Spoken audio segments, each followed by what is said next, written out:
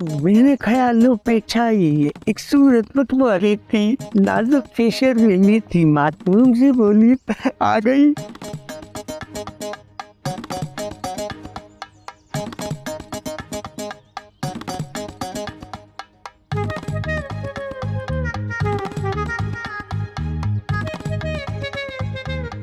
घूर क्यों रहे थे? मैं कब घूर रहा हूँ?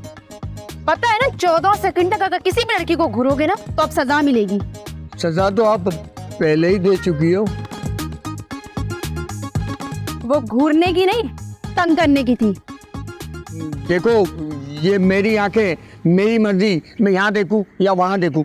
मैं तो ये चूटी देख रहा था। चूटी देखो, कौवे देखो, बंदर देखो और गधे को भी देखो। मुझे ऐसा फील हो रहा है कि गधा शायद आपने मुझे कहा। बिल्कुल बिल्कुल सही समझे आप। और आइंदा ना मेरे रास्ते में खड़े होने की बिल्कुल भी जरूरत नहीं है, वरना मेरे कजन का थप्पड़ तो तुम्हें बहुत अच्छे से याद होगा। हाँ, आपका कजन भी याद है, आपका दिया हुआ गिफ्ट भी याद है। Good idiot duffer. Thank you. मैं ख्याल से इंग्लिश में तारीफ करके गई है। ये दिल पतंग होता उड़ाता गम के धागों से, बनाता इश्क का मांझा लड़ाता हुस्न वालों से। अबे क्या कुछ किया? मैंने जिंदगी में कभी मक्खन नहीं लगाया, लेकिन आज तुम्हारे लिए ब्रेड पे लगा रहा हूँ। लेकिन मुझे तो ऐसा लगता है कि आप मुझे मक्खन लगा रहे हैं।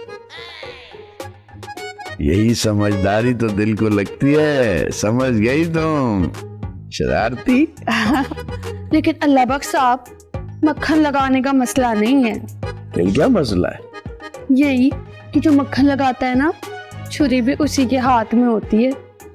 अरे भाई रख देते हैं, ये लो, ये अपने हाथ से खिलाएं। तुम्हारे बच्चों की परवरिश यहाँ काम आ रही है। ऐसी तरह तुम अपनी बेटी को बहुत प्यार से खिलाया करते थे, वो जर मुझे याद आ गया। सलाम अलैकुम जमाल साहब। इस्लाम। जमाल, घर की चाबी तुम्हारे पास है, इसका कतई ये मतलब नहीं है कि तुम जब चाहे घर में घुस जाओ। दस्तक तो दे लेते। मुझे अगर ये पता होता कि तुम इस किस्म की गैर निसाबी सरगर्मियों में मुलविस हो तो मैं जरूर दस्तक देता। ये जो इन्होंने कहा इसका मतलब? इसका साफ साफ मतलब है कि इसे बर्दाश्त नहीं हो रहा मेरे हाथ से तुम्हारा खाना। वो तो जी आप लोगों का मसला है, मैं तो कुछ नहीं कहूंगी इस पे।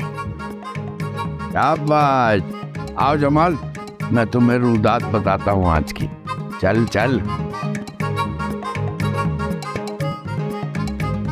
कंजूस ने मक्खन भी इतना कम लगाया है।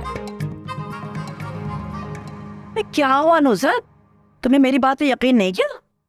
आपकी बात पर तो यकीन है भाभी, मगर सुल्ताना इतना बड़ा झूठ कैसे बोल सकती है? अब ये तो सुल्ताना को ही पता होगा कि उसके शैतानी दिमाग में क्या चल रहा है। यकीन ना अब्बा के दिमाग में भी ना ये आँख वाली बात इसी सुल्ताना ने डाली होगी, जब भी तो अब्बा इतने आँख की धमकी दे रहे हैं। एक तो पता नहीं अब्बा जी ने भी अपने जमाने की कौन सी खुराकें और माजूने खा रखी हैं जो इतने हट्टे कट्टे नजर आते हैं। वरना आजकल की बुड्ढों को जरा सी टेंशन दो, हार्ट अटैक से फौरन ही कब्रिस्तान की जीनत बन जाते हैं। ये तो अब मालूम करना पड़ेगा कि अब्बा जी जाते किस हकीम के पास है। अच्छा खैर, आपको पता है नजीर को मैंने 100 दफा कहा है कि कोई अच्छा सा वकील करके अब्बा जी पे केस ठोक दो, मगर वही नजीर हमेशा की तरह अपने बाप से इस दफा भी डर गया। डरना बनता भी है नुसरत। अरे बुड्ढे ने एसपी से दोस्ती जो गांठ रखी है। हाँ ठीक कह रही हैं आप, ये सारी कानून की पट्टियां ना ये जमाल अंकल ही पढ़ाते हैं हमारे ससुर को। तो कमबख्त वही है, वही कमबख्त है। इन्हीं का कुछ करना पड़ेगा। मुझे तो इस बात का यकीन ही नहीं आता कि काले करतूत वाली बात रेशमा कर सकती है। ना कर यकीन, तेरे यकीन ना करने से मेरी सेहत पे क्या असर पड़ेगा? अबे उसने ये बात करके मेरा दिल जीत लिया और मैंने उसकी खिदमत करके उसका दिल जीत लिया इधर उधर से। तेरा रास्ता तो बिल्कुल साफ है अल्लाह बख्श। और मेरे रास्ते का पत्थर पे ये साबरा है। अब सोच रहा हूँ कि मैं उसे तलाक दे ही दूं। तौबा तौबा तौबा, जिस औरत ने सारी जिंदगी तेरी खिदमत की, बुढ़ापे में तू उसे छोड़ देगा इधर उधर से? अबे तो क्या उसे मार दूं? अबे ये मैंने कब कहा है खामखा साबरा भाभी का कत्ल करा दूं? हाँ, एक बार पुलिस मुकाबला हो गया था, हैं? डाकू ने साबरा के सर पे गंद रखी दी थी। काश मैंने उस वक्त ये एक्शन ना दिखाया होता। साहब जी मैं जा रही हूँ, दूसरे घर भी जाना है। चलो फिर साथ ही चलते। ना जी ना, रोज रोज साथ नहीं चल सकती, लोग देखते हैं अच्छा नहीं लगता। चलें जी, अस्सलाम वालेकुम। अच्छा भाई मैं चलता हूँ घर पे, साबरा मेरा इंतजार कर रही होगी। अबे अभी तक तू उसकी तलाक के बारे में सोच रहा था, अब साबरा घर पे अकेली होगी। अबे तो तू ही तो कह रहा था कि सारी जिंदगी साबरा ने मेरी खिदमत की है, तो अब मैं उसका ख्याल रखूंगा ना। साबरा का या रेशमा का? अबे एक ही बात है, रेशमा का ख्याल रखने का मतलब साबरा का ख्याल रखना है। आखिर मैंने रेशमा को रखा किस लिए? ताकि साबरा पे काम का बोझ कम हो। मैं चला। दोगले टुल्ले, देख लूंगा तुझे।